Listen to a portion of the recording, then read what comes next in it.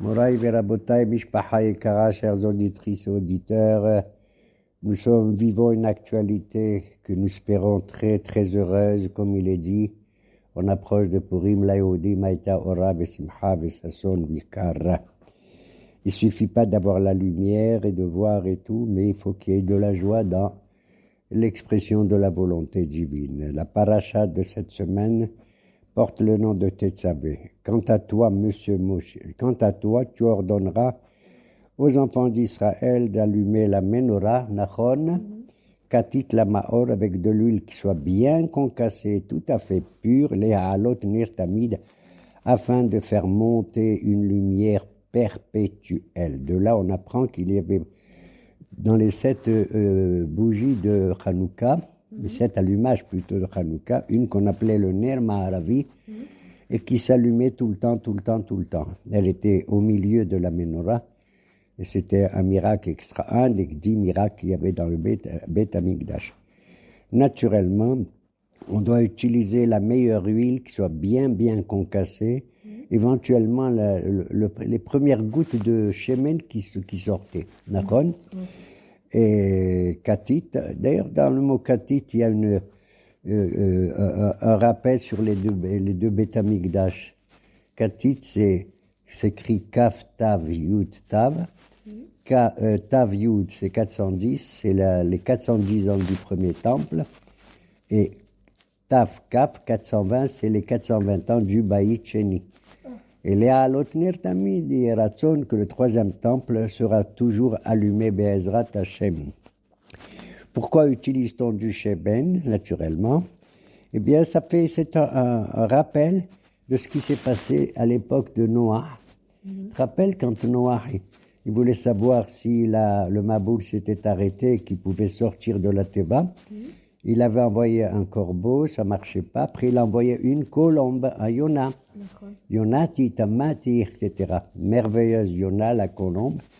Elle est allée, elle est revenue, elle est allée jusqu'à ce quand elle est revenue, elle portait une branche d'olivier. D'accord? C'est avec l'olivier, c'est un rapport avec les Haalot Nirtamid, le Katit la Maor de la menorah. Et c'est merveilleux parce que, si tu veux, de tous les fruits, l'olive, si tu manges une olive, en général, elle est amère. Elle est amère, on ne peut pas la manger. On ne peut pas la manger. Mais quand tu la concasses, et à ce moment, l'huile, c'est la chose la plus douce.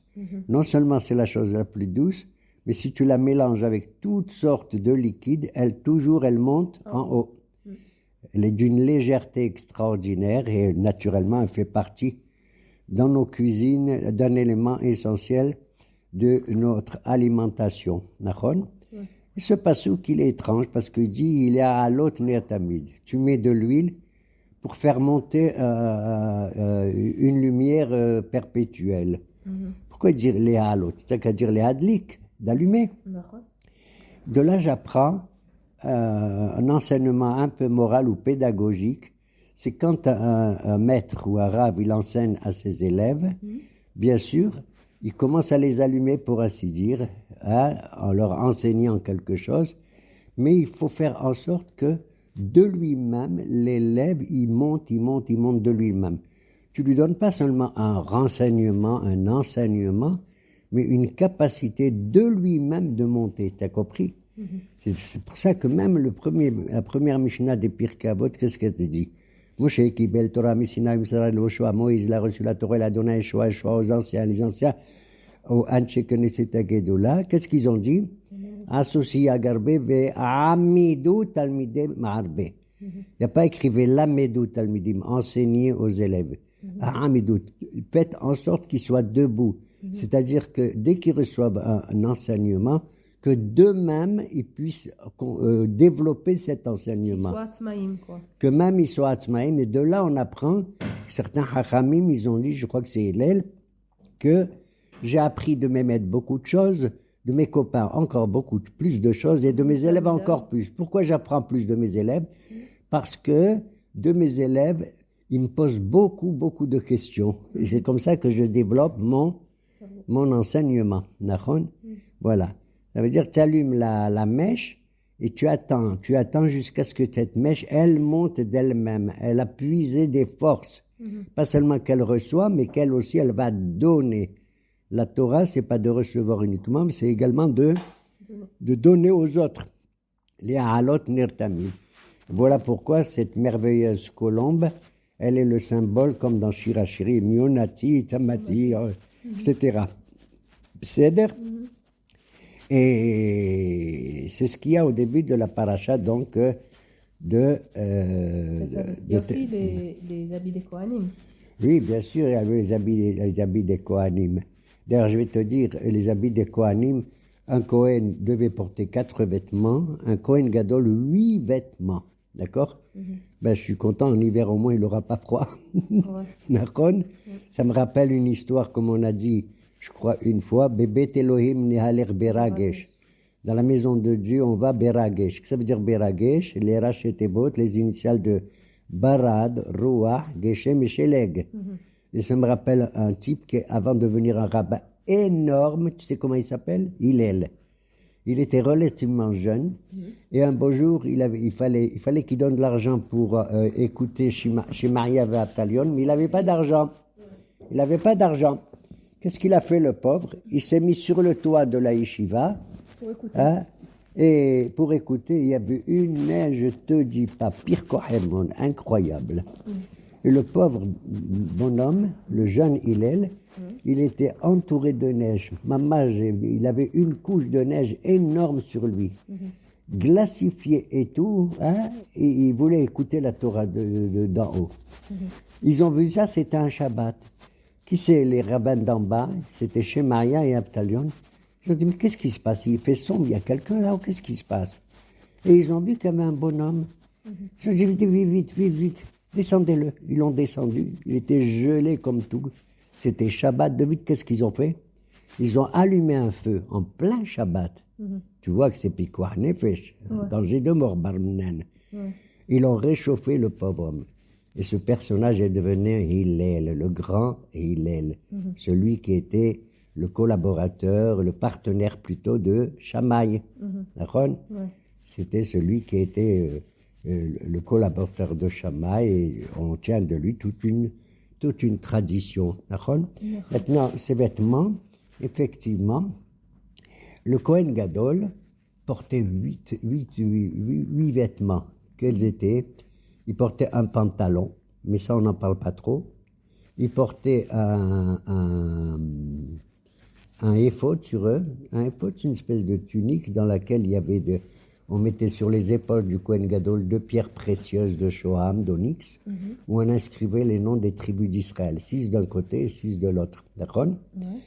Et il portait aussi ce qu'on appelle Hoshen Mishpat, c'est-à-dire un pectoral où il y avait les 12 pierres différentes qui évoquaient les 12 tribus d'Israël, d'accord? Odem, Pidda, Baraket, Leshem, Shevo, Ahlama, Tarshish, Shoham et Yashpe.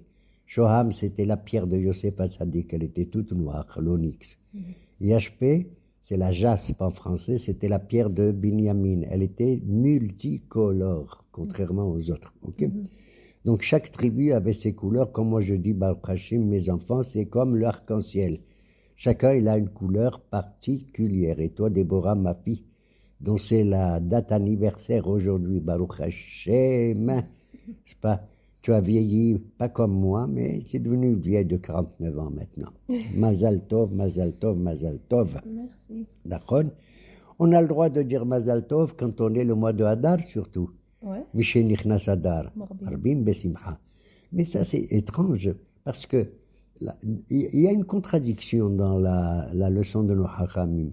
D'un côté, ils disent En Mazal Israël, on est au-dessus de tout horoscope. D'ailleurs, si tu lis l'horoscope dans un journal, tu vois qu'il dit quelque chose, dans un autre journal, il dit autre chose, tout à fait autre chose. Donc, il ne faut pas croire dans l'horoscope, c'est la vérité.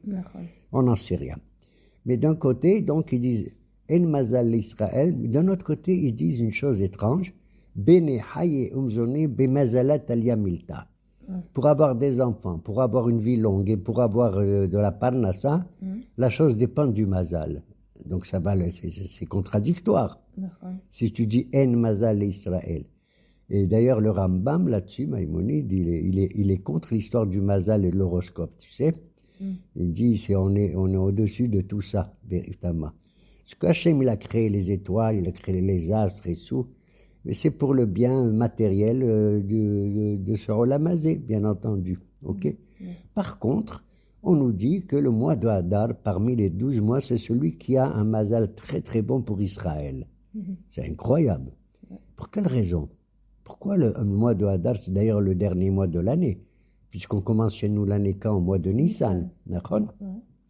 Alors ils disent, tout simplement parce qu'il marche mot, on approche de la fête de Purim. Haman, il a voulu faire un génocide.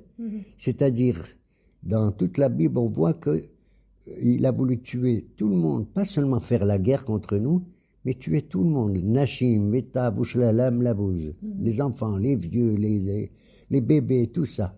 Ça me rappelle de nos jours ce qui se passe avec l'actualité, hein, avec Gaza. Et donc, tout s'est passé que grâce à Esther et à Mordechai, Venafochu. Tout a été contrairement à ce que Haman il a voulu faire. Pourquoi? Parce que Haman, lui, et comme il est dit dans la Torah, il ne faut pas se fier au mazalot des étoiles, d'accord? C'est comme de la sorcellerie, tout simplement, ou comme de l'astrologie, d'accord? Et Haman, lui, il était astrologue, il croyait dans toutes ces influences des astres. Il a cherché, Hipilpur ou Agorad, il a jeté le sort pour savoir quelle était la date la plus importante pour tuer les Juifs. Et qu'est-ce qu'il est tombé sur quoi? Le 7 Adar, d'accord? Il a dit, waouh, je suis content. Le 7 Adar, c'est le jour où Moshe Rabbeinu, il est mort.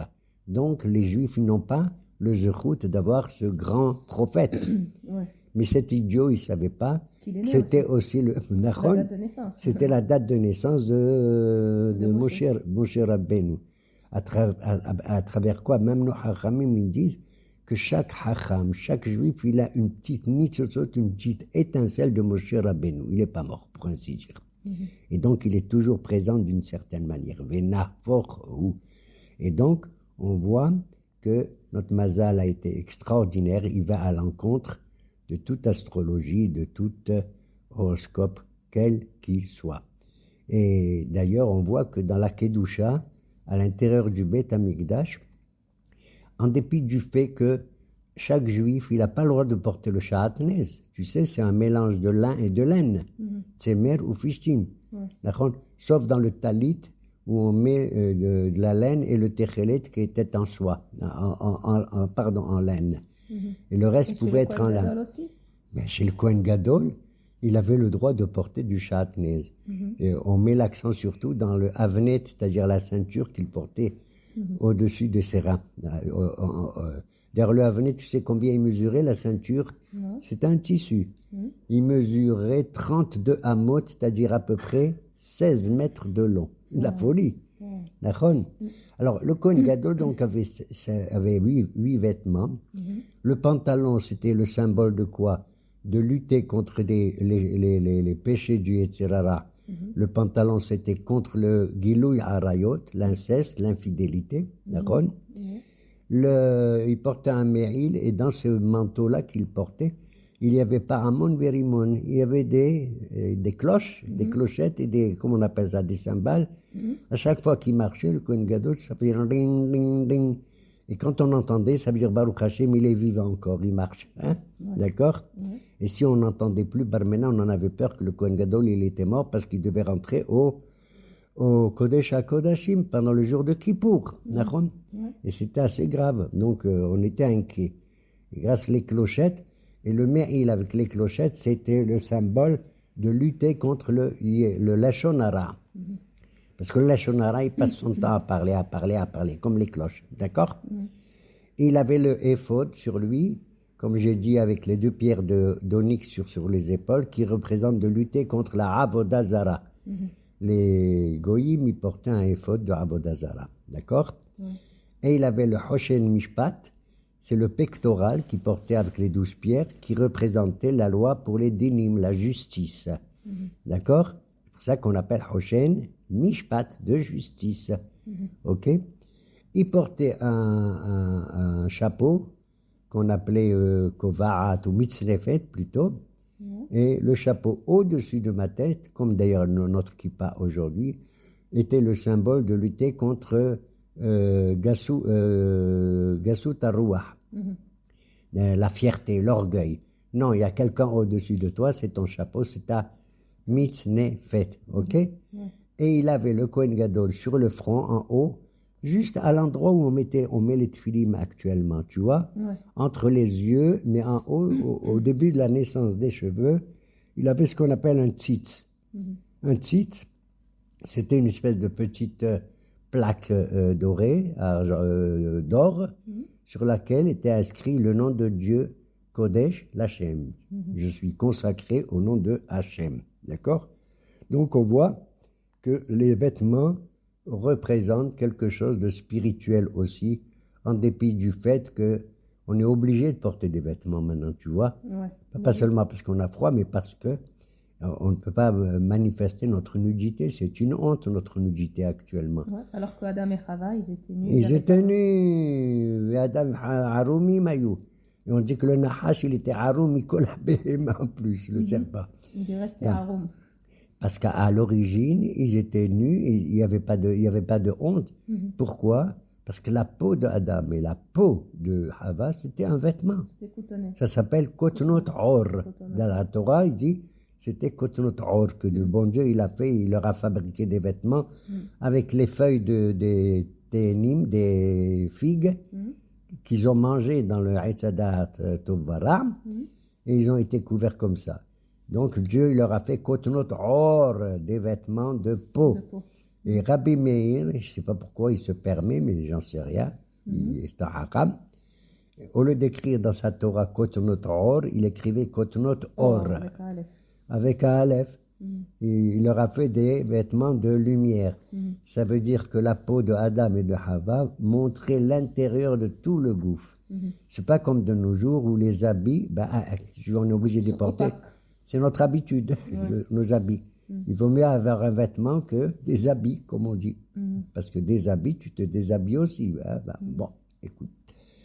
Voilà donc ce que portait le Kohen Gadol et la Torah dans cette paracha disait les chabod ultif aret. C'était pour sa gloire et pour sa splendeur naturellement. Et tu sais qu'ils marchaient pieds nus les Kohanim dans le Beth Amikdash. C'est incroyable. Les pauvres, ils devaient avoir froid. D'ailleurs, il y avait toujours un médecin au Beth Amikdash pour les soigner au cas où ils attrapaient quelque chose de pas bien. Ok? Les Kohanim. Et ils marchaient. Pourquoi ils marchaient pieds nus? Ben, c'est pour montrer une chose incroyable. C'est que les gens soi-disant religieux chez certains goyim, et je ne veux pas citer quelle religion, pour eux, la vraie spiritualité, la vraie rouhaniout, c'est dans le ciel. C'est pas sur terre. C'est pas dans ce olam hazé. Et il y en a d'autres qui disent la vraie spiritualité, c'est dans ce olam hazé et pas dans le monde à venir. Il y a deux religions répandues qu'on connaît, nous tous. Mais nous, Baruch Hashem, on fait l'unité entre le ciel et la terre, entre le rouhani et le gashmi, entre le spirituel et le matériel. Voilà pourquoi la terre qui représente le matériel, nous la sanctifions elle aussi. Et comment on la sanctifie? En enlevant nos chaussures. De telle sorte que le Kohen ressentait la terre, comme si la terre est devenue... on trouvait en elle quelque chose de rouhani aussi. C'est vrai, quand tu manges des fruits, quand tu manges des légumes, ça te donne du quoi, de la force. C'est pas que des choses matérielles. Donc il y a des nitzotzot, il y a une vitalité extraordinaire dans la terre qu'on peut réélever. Voilà pourquoi on enlève le min'al. Comment on dit une chaussure en hébreu? Na'al. C'est un verrou, comme un min'ol. D'accord? Tu enlèves la chaussure pour montrer que tu fais le lien entre ton gouffre, ton corps, et la terre elle-même. D'accord? C'est une véritable likdosh et tahol. C'est pour sanctifier le hol. De nos jours, on dit à Mavdil ben Kodesh le hol. Dans les temps futurs, Be'ezrat Hashem, eh bien, il n'y aura pas de différence entre le hol et le Kodesh. Voilà. Il y avait une femme, elle avait eu 8 Kohen Gadol. Ah oui, non, la Gemara, elle rapporte une chose incroyable. Une femme, tu vois, d'où vient ça? C'est par rapport à ton anniversaire que je dis ça. Eh bien, une femme, elle s'appelait Kimhi, c'est marrant. Et elle avait 7 enfants, et ces 7 enfants, ils sont tous devenus des Kohanim Gdolim. Et tout le monde était étonné. Comment ça se fait? Quel mérite elle avait? Ouais, Et ils ont dit là-bas, c'est parce qu'elle a dit que Korod Beta, Lora'u et Tse'ar Rocha. Son toit, sa maison, ses murs n'ont jamais vu sa tête avec ses cheveux découverts. Naron, tu te rends compte, une petite mitzvah comme ça, d'une femme de Tzni'ut et tout, qu'elle lui a donné le mérite d'avoir 7 enfants, 7 Kohanim Gdolim. Naron. Ouais, mais c'est par rapport à quoi qu'on devient Kohen Gadol? C'est pas par rapport à qu'on est le fils d'un Kohen Gadol? Comme Aaron? Ah oui, parce que oui. D'ailleurs, tu vois, les enfants d'Aaron, parce qu'il était Ohev Shalom, Rodev Shalom, Ohev et Tabriot Mikarban la Torah. Aaron, c'est l'homme qui, quand il voit un type qui a fait un péché, il le reçoit. L'Aziz, qu'est-ce qui t'arrive, pourquoi et tout. Il l'accueille, mais karev otam. D'ailleurs, le mot korban, sacrifice, ça vient du mot les karev. Et il lui permettait de faire teshuva et tout. C'est contrairement à Moshe Rabbeinu. Moshe Rabbeinu, il était le din, la justice. Pour lui, il est impossible qu'un individu fasse un péché. D'ailleurs, Moshe Rabbeinu, contrairement au Kohen Gadol, il était Kohen Gadol pendant 7 jours au début de l'inauguration de la Hanouka du Mishkan. Tu sais quel vêtement il portait? Celui qu'il voulait. Une sème gandora, comme on dit, blanche comme ça, et il rentrait au Kodesh HaKodashim quand il le voulait, pas seulement le jour de Kippour, quand il avait envie et qu'il entendait la voix de Hakadosh Baruch Hu, tu sais ce qu'il fait? Il va au Kodesh HaKodashim et il met ses oreilles entre les 2 kéroubim, entre les 2 chérubins comme des oreillettes. Et il entendait la voix d'Hachem qui lui parlait. Nachon? Et après c'est Aaron. Nachon? Et ce qui est étrange, on voit qu'Aaron, waouh, il va donner naissance à des Kohanim, des fils de Kohanim, des petits-fils. Jusqu'à aujourd'hui, Baruch Hashem, qu'on a des Kohanim qui font la Birkat Kohanim, Yavrecha, Hashem, Ishmerecha, etc. Que Dieu fasse en sorte que tous ces Kohanim ils retrouvent leur emploi dans le Beth Amikdash. Par contre, Moshe est unique en son genre, dans toutes ses générations, absolument unique. Il a 2 enfants, Gershom et Eliezer, on ne sait pas ce qu'ils sont devenus. Et il aurait eu, je dis il aurait eu au sens conditionnel, énormément d'enfants qu'on appelle Rehavia. Je dis ça pour tous ceux qui habitent dans le quartier de Rehavia. Mais c'est du Midrash, il faut le comprendre comme ça. Mais ils sont dans l'anonymat, c'est-à-dire ils sont inconnus. C'est incroyable. Mais Moshe Rabbeinu, contrairement à Aaron, qui est l'amour et le chesed, lui, il est le din.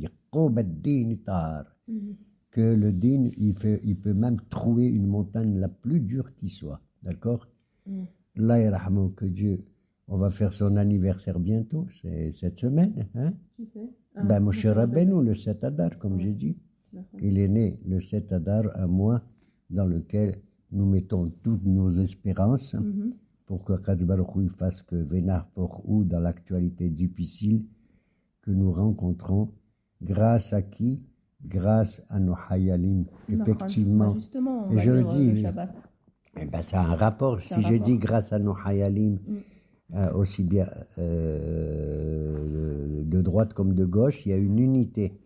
On ne recherche pas dans notre peuple l'uniformité, qu'on se ressemble tous, on est pareil, pas du tout. Mais une unité. Tu es différent de moi, je suis différent de toi et de l'autre, mais on est ensemble, d'accord? Comme 1 et 1 égale 2. Chacun. Voilà, il n'y a pas d'ahidout, bravo. Il n'y a pas d'uniformité, mais une unité entre nous tous, d'accord? Et voilà pourquoi c'est une période où on va célébrer ce Shabbat, Bezrat Hashem, ce qu'on appelle Shabbat Zachor. Actuellement, on a 4 parachutes spéciales en dehors de ce qu'on lit à la synagogue. Un, c'est non, avant Chodesh, non. On a comment il s'appelle? Mahatzit HaShekel. On donne de l'argent avant la lecture de la Megillah, d'accord?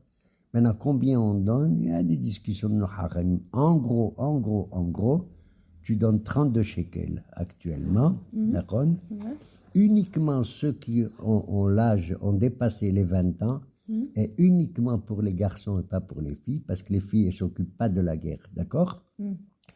Et voilà, tu donnes ça. Mais tu dis zecher, les machatzit shekel. Ah, Zakou Baruch. Ne dis pas je donne ça, mahatit à shekel. Parce que si tu dis ça, ça veut dire que cet argent, tu l'as consacré. Il devient kadosh. Et tu dois le garder quand le Beth Amikdash il soit construit pour le donner au Beth Amikdash. Alors donc, tu as sanctifié quelque chose, tu n'as pas le droit de l'utiliser pour t'acheter des croissants et te boire ton Coca-Cola avec. D'accord? Si quelqu'un il a dit je donne mahatit à shekel, alors il a fait, c'est pas un péché, mais enfin c'est comme un neder. Et pour enlever ce neder, il est obligé de faire hatarat nedari, de délier avec des rabbins le vœu qu'il a fait. D'accord? Donc dites tous, mesdames et messieurs, plutôt messieurs, zecher, en souvenir du mahatit à shekel. D'accord? Zecher. On a donc le mahatit à shekel. D'ailleurs, tu vois bien que chaque individu, il doit se considérer comme il était la moitié d'un autre. Comme ça, avec tous nous deux, on forme l'unité. C'est-à-dire, après le Shabbat de Shkalim, il y a le Shabbat de Zachor cette semaine, d'accord, ce Shabbat. Zachor, souviens-toi de quoi? Il y a écrit Zachor et Asher Asa Alecha Amalek. Souviens-toi de ce que Amalek il t'a fait battre derrière dans le chemin. Asher Karcha Badderech Wezanne Becha Kolen Heshalim Haricha. Il a attaqué les Juifs qui étaient en queue, de tête, en queue, pour t'affaiblir et tout. Nachon? Alors, on rappelle, souviens-toi de ce qu'a fait Amalek. Comment moi je vais me souvenir? Amalek, c'était il y a 3300 ans, Nachon? Et bon, je me rappelle, j'ai lu dans la Torah. On doit lire dans le Sefer Torah ce Shabbat, Zachor Tasher, ce qui t'a fait Amalek. Pourquoi on se souvient de Amalek? Parce qu'Amalek n'est pas un ennemi habituel. En général, quand on fait une guerre, c'est parce que je t'ai volé ton territoire, je t'ai volé ton économie, je t'ai attaqué inutilement et tout. Tu viens m'attaquer. C'est une guerre, j'allais dire, normale, plus ou moins. Elle a une raison d'être. Tandis qu'Amalek, il n'avait aucune raison de nous faire la guerre. On n'a pas de frontière avec lui, on n'a rien. Rien du tout, ni territorial, ni on savait même pas où il habitait et tout. Ouais, tu vois, il est venu comme un micré, comme un hasard, il t'a rencontré dans le chemin. Quel chemin? Au moment où on sort d'Égypte, tu te rends compte à Rephidim. D'accord? Dans une ville qui s'appelle Rephidim, d'ailleurs nos maîtres ils disent il est venu parce que Rafouyedem. On a affaibli un peu notre religion et tout, il est venu. Parce qu'ils avaient dit juste avant qu'ils avaient soif, Moshe, donne-nous à boire, que c'est ça? Et ils ont dit à la fin, Ayesh Hashem Bekirbenu Imaïn. Est-ce que le bon Dieu il est avec nous? Il n'est pas avec nous. Il y en a marre. Donc il y a, voilà, exactement. Ils avaient un doute dans la foi, est-ce que le bon Dieu existe, il est avec nous ou pas avec nous? Voilà pourquoi Amalek il est venu. Mais Amalek aussi, c'est peut-être le nazi le plus terrible qu'il y a au monde, qu'il y avait au monde, comme on en rencontre aussi aujourd'hui. D'accord? Eh bien, Amalek, tu sais, tu as un doute avec lui. Tu sais pas si c'est ton ennemi vraiment pour des raisons valables et tout. Le mot Amalek, la gematria, c'est que c'est la valeur numérique, c'est Safek, le doute. 240. Amalek, Aïn, même Lamed et Kouf, c'est 240. Et Safek, Samer, P et Kouf, c'est 240. D'accord? C'est le doute. Tu sais pas s'il est gentil, s'il est méchant. En tout cas, crois-moi, même quand il est gentil, il est méchant. D'accord? Et c'est quand il est méchant, il croit que lui, il est gentil. D'accord? Il marche les mots. D'accord? Alors voilà pourquoi Zachor, Asher Karcha Badderech. Il t'a rencontré par hasard dans le chemin. Mais un jeu de mots, karcha, comme on dit, froid, glacial en hébreu. Kar, il t'a refroidi en chemin. Il a refroidi ta foi dans le bon Dieu. Kar, nachon, on donne le machal suivant, ça ressemble à un type. Il veut que tu te brûles. Qu'est-ce qu'il fait? Il y a une baignoire qui est brûlante. Il se jette dedans. Il est prêt à se faire mal, lui. Rien que pour toi, tu te jettes dedans et tu te brûles. T'as compris? Karcha. Il a refroidi ta baignoire en se mettant dedans. D'accord? Au moment où on était fatigué et tout. D'accord? Et lui, Lo Yare Elohim. Pour conclure, je vais dire d'où vient ce Amalek. Qui t'es? C'est un bonhomme? Tu sais d'où il vient? c'est le fils de Eliphaz, non? Exactement, qui est le fils de Esav. Donc c'est le petit-fils d'Ésaü, de Esav, le frère de Yaakov. D'accord? Mais là, je vais dire une chose qui ne va pas faire plaisir à mes auditeurs, mais même à moi. Tu sais d'où il vient Amalek? Il vient parce que nous, on s'est mal comporté. Vis-à-vis de qui? D'une femme qui s'appelait Timna. Elle descendait de Esav. Elle est venue voir Abraham pour se convertir dans la foi unique, dans le monothéisme. Il ne l'a pas reçu. Elle est allée voir Isaac, il ne l'a pas reçu. Elle est allée voir Yaakov, il ne l'a pas reçu. Et cette femme, Timna, qu'est-ce qu'elle a fait? Elle s'est mariée avec qui? Avec Eliphaz. D'accord. Eliphaz est un type relativement bien, même quand il a voulu poursuivre sur l'ordre de son père Yaakov pour le tuer. Il y avait la haine entre Esav et Yaakov. Il ne l'a pas fait. Et il a pris son argent, il a pris même presque pas mal de ses vêtements aussi à Yaakov, parce que Ani Hashouf Kemet, un pauvre est considéré presque comme un mort, d'accord? Eh bien, Eliphaz s'est marié avec cette femme qui s'appelle Timna, et de ce couple est sorti qui? Un monsieur qui s'appelle Amalek. Tu vois? Voilà. Donc ça veut dire qu'on doit avoir une ouverture, qu'on le veuille ou non, vis-à-vis d'un goy qui veut venir et se convertir, et de l'accepter les choses. La preuve, c'est que la plupart de nos grands hachamim descendent de convertis. Prends Rabbi Akiba, qui était son père. Akiba ben Yosef, c'était le fils d'un guerre. D'accord? Prends Rabbi Meir Baalanes, d'où il vient. C'était un des descendants de qui? De Néron Kessar, de l'empereur Néron, etc. D'accord? Ainsi de suite. Donc, on doit être la lumière des nations. Voilà pourquoi on allume notre menorah et qu'il y a à l'autre ner tamid et qu'on soit la lumière des nations. C'est ce qu'on recherche, nous, vraiment, la paix et le bonheur de toute humanité. Et ainsi, on retourne au début de la création du monde où tout le monde descend de Adam et de Hava. Couvrons-nous comme il le convient. Shalom ou bracha. Shalom.